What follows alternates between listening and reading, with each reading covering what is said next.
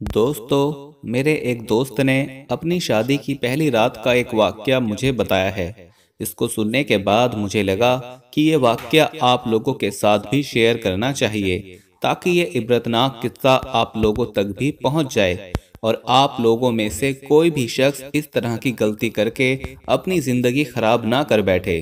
इसलिए आज की वीडियो खास आपके लिए बनाई जा रही है। आप लड़का हो या लड़की, इस वीडियो को आखिर तक जरूर देखिएगा। और वीडियो में आगे बढ़ने से पहले हम आपको ये भी बताना चाहते हैं कि हमारे पास बहुत सारे ईमेल्स और मैसेज आ रहे थे कि हमें शुगर की दवाई बताइए। तो अगर आपको शुगर की बीमारी है या धात की बीमारी है या मर्दाना ताकत से रिलेटेड कोई भी बीमारी है, तो हमारे पास इन सब बीमारियों की दवाई मौजूद है, जिससे आपकी बीमारी गारंटी से जड़ से खत्म हो जाएगी। आपको सिर्फ ये दवाई एक बार ही मंगानी होगी। एक बार से ही आपकी दवाई से आपकी जो बीमारी है वो जड़ से खत्म हो जाएगी इंशाल्लाह। हमारे जो आलिम हैं उन्होंने इस दवाई पर पढ़ाई की है, वसाइफ किए हैं। तो अगर आप दवाई मंगवाना चाहते हैं तो हम कुरियर से आपके पास दवाई भेज देंगे। दवाई के प्राइस भी ज़्यादा हाई नहीं है। दवाई मंगवाने के लिए आप स्क्रीन पर दिए गए नंबर पर व्हाट्सएप करके दवाई ऑर्डर कर सकते हैं, और ज़्यादा जानकारी के लिए आप व्हाट्सएप पर मैसेज करें। मेरा एक दोस्त जिसका नाम वसीम है, उसने अपनी शादी का एक अजीब वाकया मुझे बताया है। यहाँ पर हम आपको ये भी बता दें कि ये कोई मनगढ़ंत कहानी या किस्सा नहीं है, बल्कि ये एक सच्चा वाकया है। दोस्तों, वसीम बताता है कि चंद महीने पहले मेरी शादी हुई और शादी की पहली रात मेरे लिए बड़ी अजीब रात थी और मुझे समझ नहीं आ रहा था कि जब मैं पहली बार अपनी बीवी के पास जाऊं तो उसको क्या बोलूं, यानी कि मैं उससे क्या बातें करूं। इसके बाद मैं हिम्मत करके अपने कमरे में चला गया। मेरी बीवी दुल्हन बनकर बेड पर बैठी हुई है। मैंने पहले जाकर उसको सलाम किया। उसने धीरे से सलाम का जवाब दे दिया। उसके बाद मैं उसके पास जाकर बैठ गया और मैंने जैसे ही उसको हाथ लगाना चाहा तो वो हड़बड़ाकर उठ खड़ी हुई और कहने लगी, खबरदार अगर मुझे हाथ लगाया तो मुझे हाथ मत लगाना। ये देखकर मैं हैरान हो गया और मैंने कहा कि तुम तो मेरी बीवी हो, आज हमारी शादी हुई है, हमारी पहली रात की यादों को इस तरह खराब मत करो। ये सुनकर मेरी बीवी कहने लगी कि मुझे हाथ मत लगाना, मैं किसी और से मोहब्बत करती हूँ और हमारी ये शादी जबरदस्ती की शादी है, जबकि मेरे घर वालों ने मेरी मर्जी के खिलाफ ये शादी की है। याद रखना, तुम जो मर्जी कर लो, लेकिन मेरी मोहब्बत कभी हासिल नहीं कर पाओगे। ये सुनकर मेरे तो होश उड़ गए और ऐसे कि जैसे पैरों के नीचे से जमीन निकल गई हो। मैं हैरान और परेशान सा उसकी तरफ देखने लगा और सोचने लगा कि या अल्लाह, ये मेरे साथ क्या हो गया है। मुझे तो कुछ भी समझ नहीं आ रहा था कि मैं करूं तो करूं क्या। खैर, उसके थोड़ी देर बाद मैंने जैसे तैसे करके खुद को संभाला और अल्लाह के सामने विर्द करने लगा। और कुछ देर बाद अल्लाह के सामने अपने हाथ उठा दिए कि ए अल्लाह, ये कैसा इम्तिहान है, मेरे साथ ये क्या हो रहा है। ए अल्लाह, तू मेरी बीवी को नेक हिदायत दे दे और मुझे रुस्वा होने से बचा ले। दोस्तों, वसीम बताता है कि मुझे इस चीज की फिक्र नहीं थी कि वो मुझे छोड़कर किसी और से मोहब्बत करती है, बल्कि मुझे इस चीज की फिक्र थी कि खानदान में हमारी क्या इज्जत रहेगी। मैं मिडिल क्लास फैमिली से ताल्लुक रखने वाला लड़का था और अगर हमारे यहाँ ऐसा किसी के साथ हो जाता है तो उसकी इज्जत का जुलूस निकल जाता है। और फिर कई बातें मेरे जहन में घूमने लगी कि अगर ये कल घर जाकर ये कह देती है कि ये लड़का नामर्द है और मैं इस घर में वापस नहीं जाऊंगी, और अगर ये अपने घर जाकर वापस नहीं आई तो फिर मेरी इज्जत का क्या होगा। एक बार तो मैंने सोचा कि ये मेरी बीवी है और अगर मैं इसके साथ जबरदस्ती भी कर लेता हूँ तो भी मुझे कोई गुनाह नहीं होगा, ये मेरे निकाह में आई है। मगर फिर मेरे दिल ने ऐसा करना गवारा ना किया। खैर, मैंने खुद को हौसला दिया और सोचा कि इससे बात तो करूं और पूछूं कि अगर ऐसी बात थी तो तुमने मुझे पहले क्यों नहीं बताया। मगर मुझे ये भी गवारा ना हुआ कि मैं इससे कोई बात करूं। मेरे दिल ने कहा कि मैं इस औरत से क्या कहूं कि जिसने मुझे धोखा दिया है। और फिर इस तरह मैं अल्लाह से शिकायत करता हुआ सो गया कि जब उसको किसी और से मोहब्बत थी तो उसने मेरे साथ निकाह ही क्यों किया, या फिर अगर ऐसी कोई बात थी तो मुझे पहले क्यों नहीं बताया। अगर मुझे पता होता तो मैं किसी तरह बात को हैंडल कर लेता, ना ही बात शादी तक पहुंचती और ना ही हमारे लिए कोई मुश्किल खड़ी होती। इस तरह की बातें सोचते हुए मैं सो गया। उसके बाद सुबह हो गई।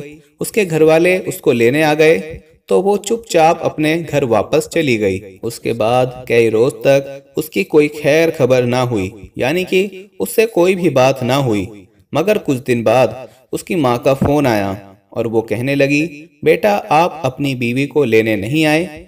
तो ये सुनकर मैं हैरान रह गया और सोचने लगा कि शायद उसे अकल आ गई हो और उसने आने के लिए हाँ कर दी होगी। ये सोचकर मैं उसे लेने के लिए ससुराल पहुंच गया। मैंने वहां पर भी उससे बात नहीं की, किसी को कुछ नहीं बताया और चुपचाप उसे वहां से लेकर अपने घर वापस आ गया। घर वापस आने के बाद मुझे पता चला कि उसमें कोई फर्क नहीं आया है और वो वैसी ही है जैसी पहली रात थी और वो अपने घर वालों की वजह से मेरे साथ आई है। और फिर अब घर की छत पर चढ़कर मेरी बीवी किसी के साथ घंटों फोन पर बात करने लगी। मगर मैंने उससे कभी इस बारे में नहीं पूछा कि वो किससे बातें करती है। बस एक ही दिन उससे कहा था कि वो अपनी जिंदगी इस तरह घुट घुट कर क्यों जी रही है। अगर तुम्हें तलाक चाहिए तो मैं दे देता हूँ। फिर वो कहने लगी कि मुझे तलाक नहीं चाहिए। अब वो मेरे साथ ना चाहते हुए भी रहने लगी, मगर उसने मेरे साथ कभी भी बीवी जैसा सलूक ना किया और ना ही कभी मैंने उसे परेशान किया और ना ही कभी उसके साथ जबरदस्ती करने की कोशिश की।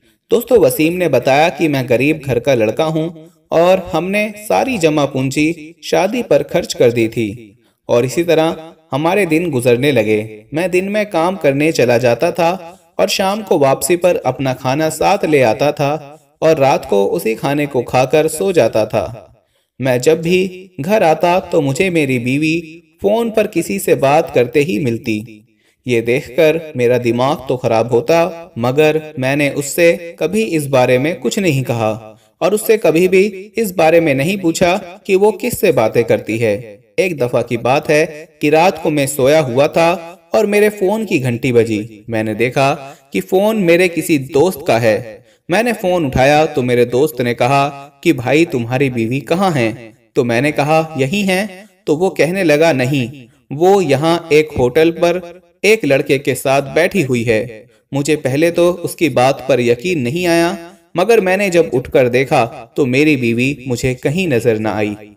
तो मुझे इस पर बहुत गुस्सा आया और इतना आया कि गुस्से से मेरा दिमाग फटने लगा। मैं फौरन उस होटल पर पहुंचा और देखा कि वाकई वो मेरी बीवी बैठी किसी लड़के के साथ गुलछर्रे उड़ा रही थी। मैंने जाकर सीधा उसका हाथ पकड़ा और उसे पकड़कर अपने घर ले आया। मैं बहुत गुस्से में था और घर आते ही मैंने एक जोरदार थप्पड़ उसके गाल पर जड़ दिया, जिससे उसके गाल पर उंगलियों के निशान छप गए। मैंने उससे कहा कि बस अब बहुत हो गया तुम्हारा नाटक, अब दफा हो जाओ मेरे घर से और आज के बाद मुझे अपनी शक्ल मत दिखाना। आज के बाद तुम मेरी तरफ से आजाद हो चुकी हो और अगर तुम्हें तलाक चाहिए हो तो मुझे बता देना। ये कहकर मैंने उसे अपने घर से निकाल दिया। इसके बाद वो अपना सा मुंह लेकर अपने घर चली गई और उसके बाद उसने मुझसे कभी तलाक नहीं मांगी। अभी कुछ ही दिन गुजरे थे कि जिस लड़के से वो प्यार करती थी, जिसे पसंद करती थी, उसने अपना मतलब निकालकर किसी और लड़की से शादी कर ली। इस बात का उसको इतना गहरा सदमा लगा कि उसने जहर खा लिया, मगर जैसे तैसे करके उस वक्त तो वो बच गई, लेकिन कुछ ही दिनों बाद उसकी दिमागी हालत खराब हो गई। वो अपना दिमागी संतुलन खो बैठी और पागल हो गई। आज वो पागलों की तरह गलियों में घूमती फिरती है। दोस्तों, इसके बाद वसीम ने बताया कि मुझे 4 साल लगे इन सब से बाहर आने में और अपनी नॉर्मल जिंदगी गुजारने के लिए, और इस बात को समझने में कि हर औरत एक जैसी नहीं होती। इसके बाद मैंने एक दूसरी लड़की से शादी कर ली और अल्लाह के करम से वो लड़की बहुत नेक निकली और अल्हम्दुलिल्लाह आज मेरे 3 बच्चे भी हैं। और मुझे लगता है कि शायद वो जो 4 साल मैंने मुश्किल में गुजारे थे, अल्लाह ताला ने मुझे उसी का सिला दिया है। दोस्तों, वसीम कहता है कि मेरी बीवी मुझसे इतनी मोहब्बत करती है कि अगर मैं जरा सा परेशान हो जाऊं तो उसकी नींदें उड़ जाती हैं। अगर मैं घर आने में जरा लेट हो जाऊं तो वो परेशान हो जाती है और फोन कर कर के मुझे पागल कर देती है। कई बार देखकर तो मुझे ऐसे झुंझलाहट हो जाती है कि अल्लाह की बंदी, मैं कोई बच्चा नहीं हूँ कि तुम मेरी इतनी फिक्र कर रही हो। और कई बार मैं ये सोचता हूँ कि एक ये औरत है और एक औरत वो थी, दोनों में कितना फर्क है, जबकि मैं पहले भी यही था और अब भी वही हूँ। और इन दोनों में कितना फर्क है। पहली बीवी ने किसी के फरेब में आकर अपनी दुनिया और आखिरत को खराब कर लिया, मगर अब भी कुछ लोग ऐसे हैं जो ये कहते हैं कि मैं एक जालिम इंसान हूँ और मैंने इतने जुल्म किए हैं कि मेरी पहली बीवी पागल हो चुकी है। अब मैं लोगों को क्या बताऊं कि उसके साथ क्या हुआ है। दोस्तों, एक बात आप याद रखें कि हराम मोहब्बत का अंजाम हमेशा जिल्लत और रुसवाई हुआ करता है। और ये भी बहुत बड़ी बेवकूफ़ी होती है कि किसी से नाजायज रिश्ता रखने से जिंदगी संवर जाएगी। इसलिए आजकल की लड़की और लड़कों को चाहिए कि वो अपने माँ बाप के खिलाफ कभी भी ना जाएं और उनके खिलाफ ऐसा कोई भी काम ना करें, और घर वाले जहां उनकी शादी करें तो वो उसके साथ सब्र करके हंसी खुशी अपनी जिंदगी गुजारें। इंशाल्लाह आपकी दुनिया और आखिरत संवर जाएगी। दोस्तों, दुआ है कि अल्लाह पाक हम सबको सीधे रास्ते पर चलने की तौफीक नसीब फरमाए और हमें गुनाह से बचाए। आमीन सुम्मा आमीन।